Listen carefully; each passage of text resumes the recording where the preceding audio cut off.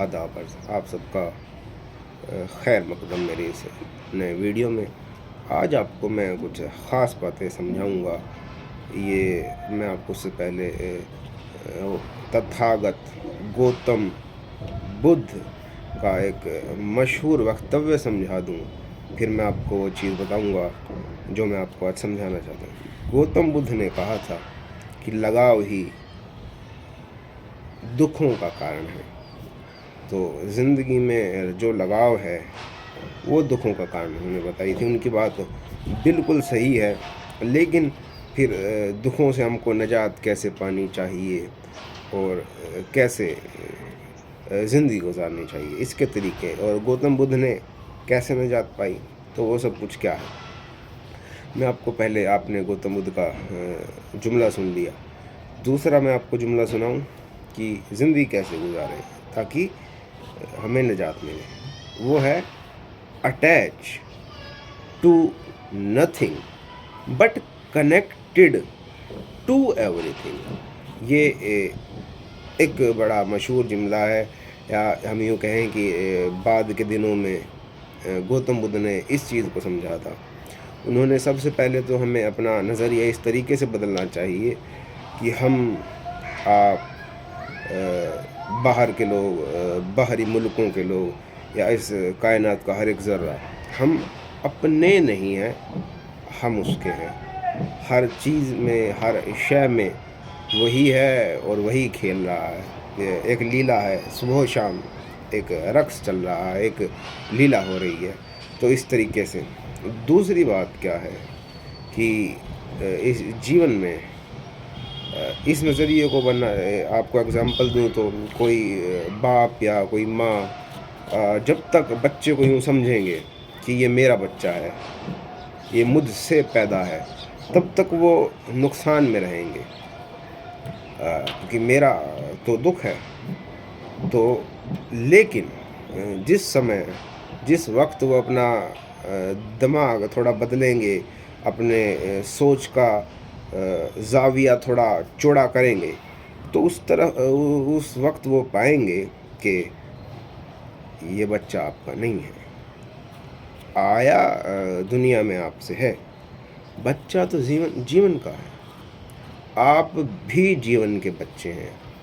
You and me all are children of life by itself. तो ये ज़िंदगी का जिसने दुस्तूर इख्तियार किया, वो इस बात को समझेगा कि लगाव दुखों का कारण है, और आदमी को पदार्थ को, जो तमाम कायनात है वो एक पदार्थ है, हर चीज़ में वो उतरा है। तो पदार्थ को भोगने की दृष्टि रखनी चाहिए, अटैच होने की नहीं। और भोगने के वक्त में किसी भी चीज़ का रिग्रेट नहीं होना चाहिए। तो मैं आपको दो चीज़ और बताऊंगा अभी इस चीज़ से आगे बढ़कर। मैंने आपको ये बता दी कि जब तक हम सोचेंगे कि ये बच्चे हमारे हैं, तब तक, या कोई भी चीज़ हमारी है, तब तक हम नुकसान में जाएंगे। जिस वक्त हम सोचेंगे कि हम भी उसी के हैं और बच्चे भी जीवन के हैं, या आए सिर्फ हमारे ज़रिए हैं, यहाँ पे कोई किसी का माँ बाप नहीं है, we are child of life by itself. तो ये आपका दुखों का लगाव दुखों का कारण है। एक चीज़, इस चीज़ से हम बच सकते हैं और उभर सकते हैं और अपनी नज़र में नज़रिया पैदा कर सकते हैं। एक तो ये बात, attach to nothing but connected to everything, यहाँ नज़रिया पैदा हो जाता है। और इसके बाद दो बात और निकल के आती हैं। उसमें मिर्ज़ा गालिब के उस्ताद ने उनको सिखाया था कि बच्चे, शहद का स्वाद ज़रूर चखो, लेकिन कभी मधुमक्खी होकर के छत्ते पे ना बैठो। यानी कि आप शहद का स्वाद ज़रूर लो, लेकिन अगर आप मधुमक्खी होके छत्ते पे बैठोगे तो मधुमक्खी के जो पाँव होते हैं वो शहद पे ज़्यादा देर बैठने से शहद में धंस जाते हैं और वो वापस उड़ नहीं पाती, उस जगह उसके स्वाद ख़त्म हो जाते हैं वो दूसरी चीज़ का रसास्वादन जायका चख ही नहीं पाते। तो यही तरीका है, attach to nothing but connected to everything. एक ये बात है। और इसके बाद एक बात और है कि ज़िंदगी में क्या अपना है।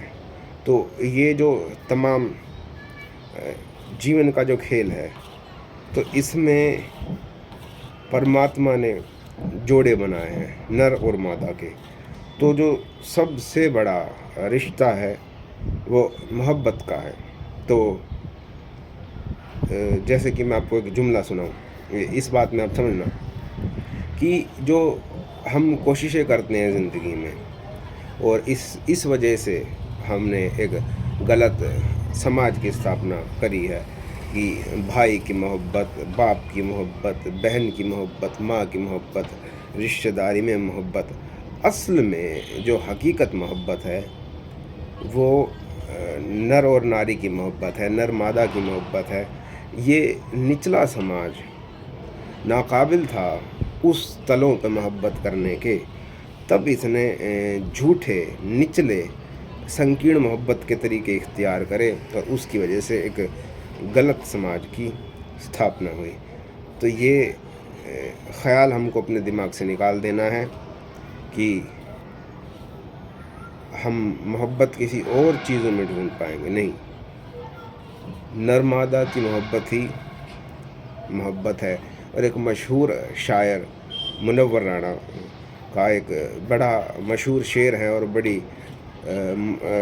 उसको वो फ़ख्र के साथ इस बात को कहते हैं बाज़ दफ़ा कि जब एक मामूली औरत मेरी महबूब हो सकती है तो मेरी माँ मेरी महबूब क्यों नहीं हो सकती।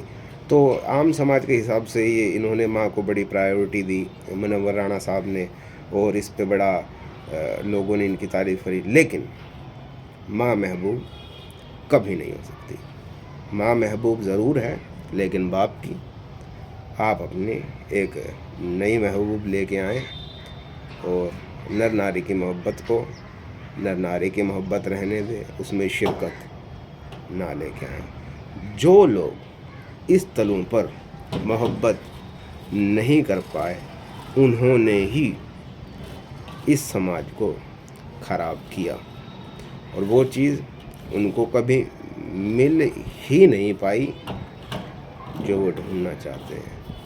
तो ऐसे गलत समाज की नींव रखने वाले और गलत पैगाम करने वाले लोगों से की दूर की निस्बत से भी मुकर जाओ और कम से कम 7 समंदर पार का फासला ले लो।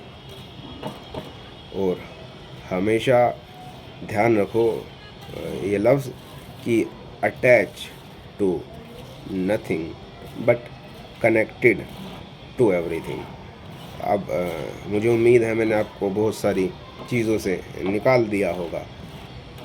अब एक आखिरी बात, और इसके लिए मैं वैसे एक अलग वीडियो बना सकता हूँ, लेकिन अब मुझे ध्यान आ गई इसी वीडियो में इसको मैं एक बहुत अच्छे तरीक़ों से पेश करना चाहता हूँ। इस वीडियो में हर रंग में मैं आपसे कुछ बता पाऊँ, या यूँ कहें कि एक बिरयानी में नमक, मिर्च, हल्दी को अलग अलग परोसने की बजाय हमने इकट्ठा तैयार कर दिया है। उसमें जो रंग खिला और उसका जो जायका आया वो सबसे बेहतरीन है कि इस वीडियो में जो आदमी जो ढूंढना चाहेगा वो उसे मिलेगा। खैर, आखिरी बात आदमी को ये है कि एक रिग्रेट नाम की चीज़ होती है, पछतावा, जो बड़ी गलत बात है। तो आदमी को कभी ज़िंदगी में पछतावा नहीं करना चाहिए, क्योंकि ले दे के सब कुछ करवा परमात्मा ही रहा है।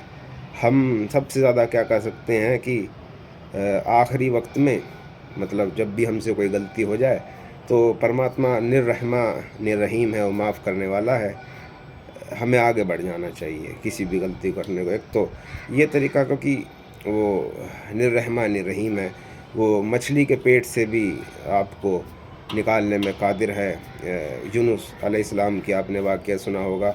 तो मैं आपको जहाँ लेके आना चाह रहा था एक वाक़या, ये दूसरा आचार्य रजनीश AKA ओशो के लफ्ज़ हैं रिग्रेट पे, ये उन्होंने कहा है कि ए ट्रू मैन नेवर रिग्रेट्स।